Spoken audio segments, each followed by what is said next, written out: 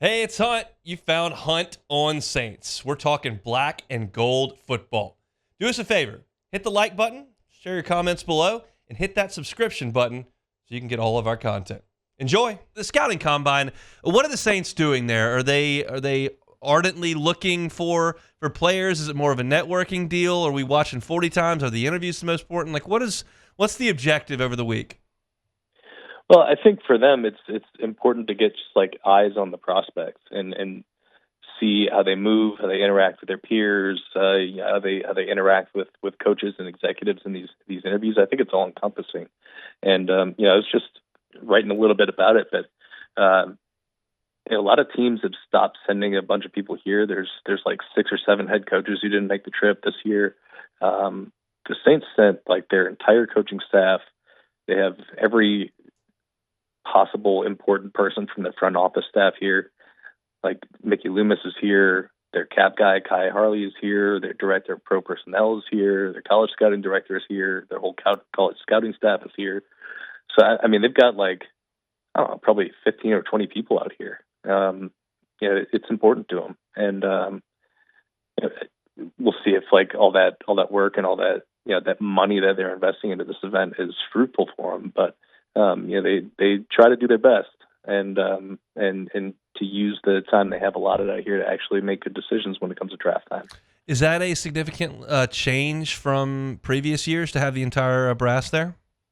No, this is just kind of how they've done business. A couple of years back when Sean Payton was here, I mean, it was the same deal. They had everybody here. I mean, they had members of their video staff here. They're like team video staff. Like they send out everybody.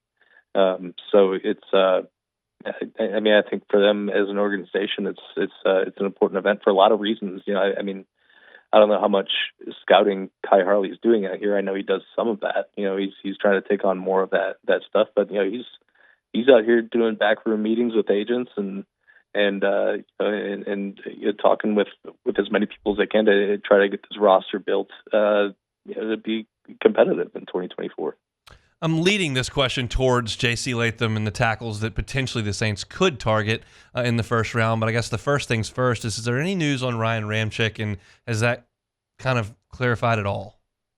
Yeah, we got a chance to talk to Dennis Allen yesterday, and he sounds optimistic, at least for Ryan Ramczyk's prospects going into 2024. I think I feel a lot better about him being a part of this team now, certainly than I did in December and January.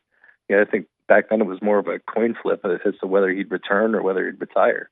And I think I feel after talking to Dennis yesterday and hearing some of the optimism that he was kind of speaking of with that Ramczyk will be back on the team next year. Obviously, that stuff can change, and we've seen in recent years players retiring after like a week of training camp. Yeah. I don't think that's going to be the case with Ramczyk. I think he knows how important he is to the team, and he knows that they're going to have to know whether he's invested and in on the team. But I think they're feeling pretty good about it. Does that change the way you feel about that first round pick? No, I still think. Look, even if they're feeling pretty good about his status going into 2024, I don't know if you can really rightfully say that you think he's going to be playing for you for the next 3 years. And I don't think that you can rightfully say that you think Trevor Penning is going to make this big leap and you can go into the season counting on him to be your starting left tackle. I think they need help there. Even if it's somebody who's going to sit on the bench for a year,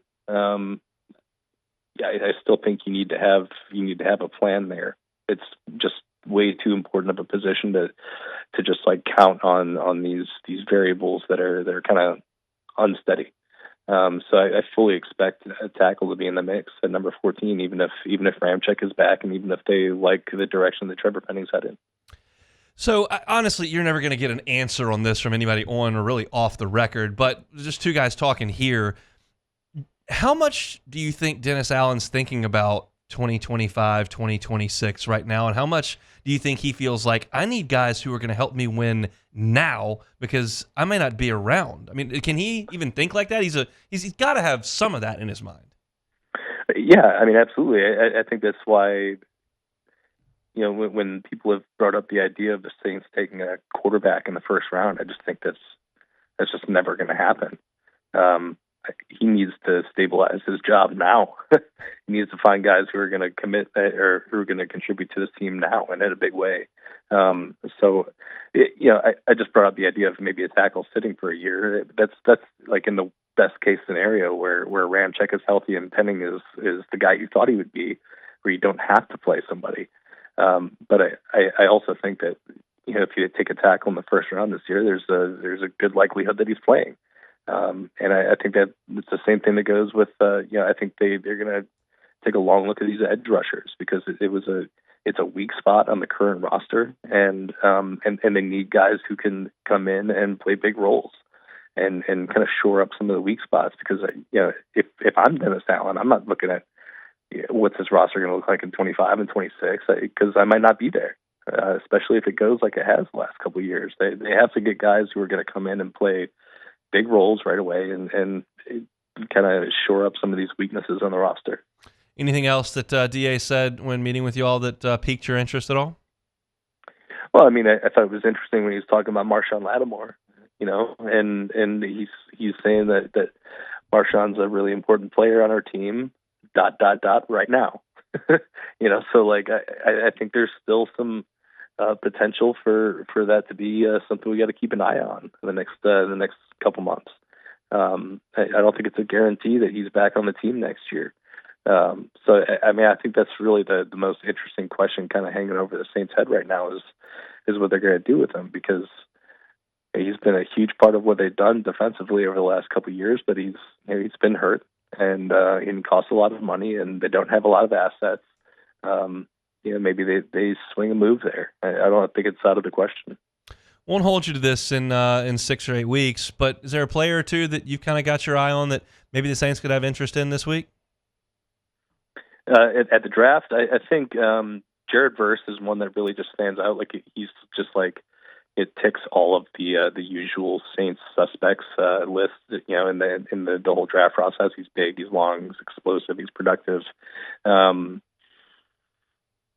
I really personally like Dallas Turner from Alabama. We'll see kind of whether the Saints adding a little bit more athleticism as a pass rusher and kind of ignoring some of the height weight thresholds that they've kind of stuck to in the past. But those two are two that really stand out, and I really like J.C. Latham, the tackle from Alabama, and Amarius Mims, the tackle from Georgia.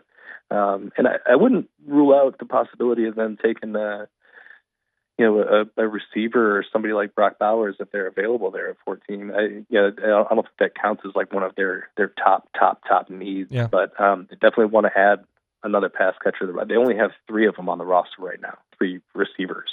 So I think that's going to be an area that they look to address. Maybe not in the first round, but I don't think it's completely out of the question. One more here, Luke. We appreciate your time. The report card from the NFLPA came out yesterday. Anything that caught your eye from a Saints perspective there? We talked about it yesterday with pretty good grades across the board outside of food and maybe where Dennis Allen ranks as far as the league goes. Yeah. I kind of right in the bottom middle for a lot of the categories, which kind of tracks just kind of considering where the organization's at. Some of the low grades, I think you can kind of explain away a little bit. The cafeteria thing, they're getting that renovated. The treatment of families thing was interesting. I think some of the Superdome renovations kind of played a part in that and made things kind of tricky for the getting people into and out of the building. But obviously this is stuff that I think the organization, I think many organizations kind of look at this like, oh God, why do you got to make this public? That sort of thing. But I do think that ends up kind of spurring some action. So I'll be curious to kind of see what happens this off season with all that stuff and getting this very public feedback from the players and see if that kind of gets them to do some things. Hey, it's on. Thanks for watching Hunt on Saints. Before you leave, help us out a little bit. Hit that like button, leave your comments in the section below, and hit that subscribe button so you get all our content right here from Hunt on Saints. We'll see you next time.